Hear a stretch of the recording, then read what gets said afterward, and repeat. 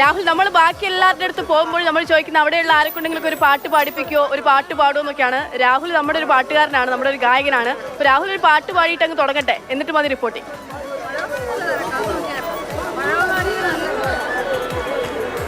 പക്ഷേ ഞാൻ രാവിലെ മുതൽ പാട്ട് പാടുകയാണ്. അതിൽ സമ്മിശ്രമായ പ്രതികരണങ്ങളാണ് എനിക്ക് ഉണ്ടായത്. പാട്ട് പാടുന്നതുകൊണ്ട് ഇനി പാട്ട് പാടാതിരിക്കാൻ വേണ്ടി ഞാനും കൂടെ വന്നേക്കാണ് ഈ ലൈവില്. പിന്നെ പാട്ട് പാടാതിരിക്കാൻ രാവിലെ തൊട്ട് തുടങ്ങിയപ്പോൾ ഞാൻ ഒറ്റയ്ക്കാണ് ലൈവ് രാവിലെ തുടങ്ങിയത്. അതുകൊണ്ട് ഈ പാട്ടിന്റെ ഒരു പ്രശ്നം ഉള്ളത് കൊണ്ട് സ്റ്റെഫിൻ ചേട്ടനും കൂടെ വന്നിട്ടുണ്ട്. എന്തായാലും ഇവിടെ ഞങ്ങളുള്ളത് ചാലയിലാണ്. നേരത്തെ മൂളിപ്പാട്ടും പാടിപ്പോ, അത് കുഴപ്പമില്ല. അപ്പൊ എന്തായാലും പ്രജീഷ് കൈപ്പിള്ളി ഇടയ്ക്ക് പറയുന്ന കേട്ടു ബ്രോഡ്വേയിലാണ് വലിയ തിരക്കെന്ന്. താരതമ്യപ്പെടുത്തുന്നില്ല, പക്ഷേ തിരുവനന്തപുരത്തെ ചാലയിലും തിരക്കുണ്ട്. തിരുവനന്തപുരം ഒന്നാകെ ഇങ്ങോട്ട് ചാലയിലേക്ക് വന്നിരിക്കുകയല്ലേ, അത്രയ്ക്ക് അധികം തിരക്ക്. ഇതാ കണ്ടില്ലേ, സാധനങ്ങളെല്ലാം മേടിക്കാൻ വേണ്ടി വലിയ തിരക്ക്, പച്ചക്കറികളായിക്കോട്ടെ എല്ലാം വലിയ തിരക്കല്ലേ.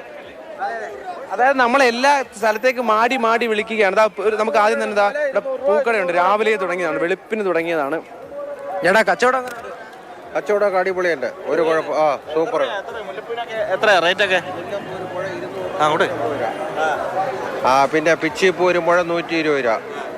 വിചാരിച്ചതിനെ കാട്ടി നല്ല രീതിയിൽ വില കൂടുതൽ. കിലോ 2500 രൂപ വിലയെന്ന്. കാര്യങ്ങളൊക്കെ അടിപൊളിയായിട്ട് പോകണം. കച്ചവടം ഭയങ്കര കച്ചവടം, സാധനത്തിന്റെ കുറവേ ഉള്ളൂ. രാവിലെ മുതൽ ഈ നിപ്പ് നിൽക്കുകയാണ്. രാവിലെ മുതൽ ഈ നിപ്പ് നിൽക്കുകയാണ്. വെള്ളം കുടിച്ച് നിൽക്കുകയാണ്. ഉണ്ണാൻ കൂടെ പോകാൻ സമയം കിട്ടിയില്ല. തിരുവോണം എങ്ങനെ ഉണ്ടാവും? കച്ചവടം വെച്ച് അടിപൊളി തിരുവോണം, അടിപൊളി വൈബിലാണ് നിൽക്കുക. എല്ലാം സൂപ്പറായിരിക്കണം. നമ്മളെ പയ്യന്മാരെല്ലാം ഒരു നേരം വെള്ളം പോലും കുടിക്കാതെ പയ്യന്മാർ ഒന്ന്, അതാ ഒരു പയ്യൻ, ആ പയ്യൻ സൂപ്പറാ, സ്ഥലത്തെ പ്രധാന പയ്യൻ. ഈ പയ്യനെ ഞാൻ കണ്ടു.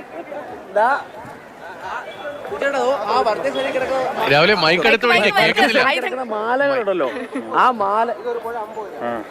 അതെ, അത് ചില സമയത്ത് ആവേശം കുടുംബം സംഭവിച്ചു പോകുന്നതാ. അതായത് ഇപ്പൊ നമ്മളെ ദൃശ്യങ്ങളിൽ കാണുന്ന ഈ മാല, ഞങ്ങൾ വന്നപ്പോ മുതല് ഈ പയ്യൻ അല്ലേ, പയ്യനാ വിളിച്ചത്. പയ്യനാണോ? പയ്യന് ചെറുതൂർക്കുണ്ട്. 68 വയസ്സായി. ഞങ്ങൾ വന്നപ്പോ മാല ഇങ്ങനെ കോർത്ത് 5 മണിക്ക് വന്ന് ഇത്രയും നേരം മാമ ഒരു റെസ്റ്റും ഇല്ലാതെ ജോലി ചെയ്തോണ്ട് നിന്ന്. ഇതാ ഇപ്പോഴാണ് മാമ വീട്ടിൽ പോകാൻ പോണേ. ഇനി നാളെ രാവിലെ 5 മണിക്ക് ഇവിടെ എത്തും. അങ്ങനെയാ? കുഴപ്പമില്ല. ഈ പയ്യാന്നൊക്കെ വിളിക്കും, റെസ്റ്റ് എടുക്കണം. ആവേശമൊക്കെ കൊള്ളാം. പിന്നെ എന്തായാലും പയ്യന് നല്ല ചുറുചുറുക്കുള്ള പയ്യനാണ്. 68 വയസ്സ് ആലോചിച്ച് നോക്കി സ്റ്റെഫിൻ ചേട്ടൻ എങ്ങനെയായിരിക്കും? ഒന്നും ചെയ്യാൻ പറ്റത്തില്ലായിരിക്കും കേട്ടോ.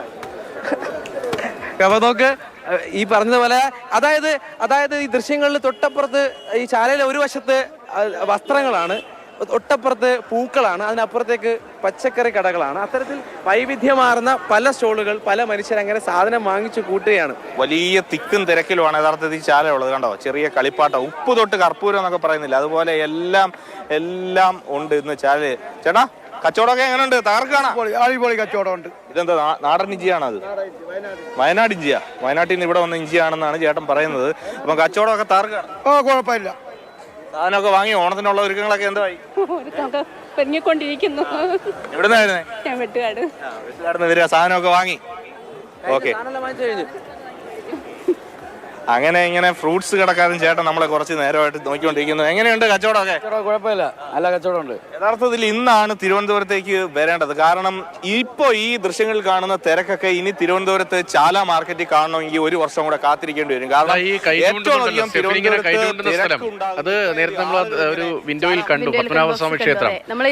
പത്മനാഭസ്വാമി ക്ഷേത്രം അതിന്റെ കിഴക്ക് വശം, അവിടെ നിന്ന് തുടങ്ങുകയാണ് ആ പാത. അത് നേരെ നോക്കുന്നത് ചാലയിലേക്കാണ്. ഈ